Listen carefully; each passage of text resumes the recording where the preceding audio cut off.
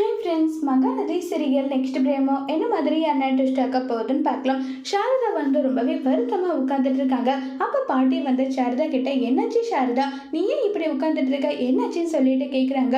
எவ்வளோ சொன்னாலும் அந்த பையன் மட்டும் அடங்கவே மாட்டேங்கிறான். எந்த பையன்? ஓ, இப்போ உங்கள் வாய்க்கிடல, நான் அதை சொல்லணும். அந்த விஜய் தம்பி தான். ஏன் அந்த பையனுக்கு என்ன? அந்த பையன் காவேரி தான் எனக்கு வேணும்னு சொல்லிட்டு இப்படியெல்லாம் கஷ்டப்படுறான் தெரியுமா? காவேரியோட புருஷனை தானே நீ சொல்லுறாங்க.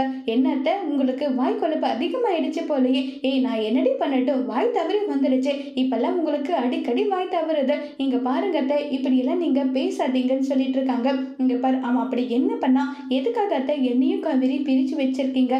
காவேரியை என் கூட சந்தோஷமா அனுப்பி வைங்க, அவளை நல்லபடியா நான் பாத்துக்கிறேன்னு சொல்லிட்டு என்கிட்டயே சவால் விடுறான். அப்படின்னா அனுப்பிதான் பார்க்கலாமே, கொஞ்ச நாள் அனுப்பி பார்க்கலாம். காவேரி அவன் எப்படி நடத்துக்கிறான்றத பொறுத்து அதுக்கப்புறம் அவங்க கூட வாழ்றதா இல்லையான்றதை நம்ம பார்த்துக்கலாம். என்ன அத்தை, இது என்ன ஒப்பந்தம் நடந்துட்டு இருக்கா? கொஞ்ச நாள் அனுப்பி வைக்கலாம் காவேரியை, அவன் எப்படி பார்த்துக்கிறானோ அதை வச்சு முடிவு எடுக்கிறதுக்கு. இங்க பாரத்தை, நான் முடிவு அவகிட்ட சொல்லிட்டேன். காவேரிக்கு என்ன விருப்பமா இருக்கோ அதை அவ தாராளமா செஞ்சுக்கிட்டோம். இதை சொல்லிட்டு ஒரு முட்டுக்கட்டு போட்டு வச்சிருக்கிய, நீ விஜய் கூட போயிட்டா அவ்வளவுதான், உன் அம்மாவை நீ மறந்துடணும்னு சொல்ற. அவ எப்படி முடிவு எடுப்பா சாரதா?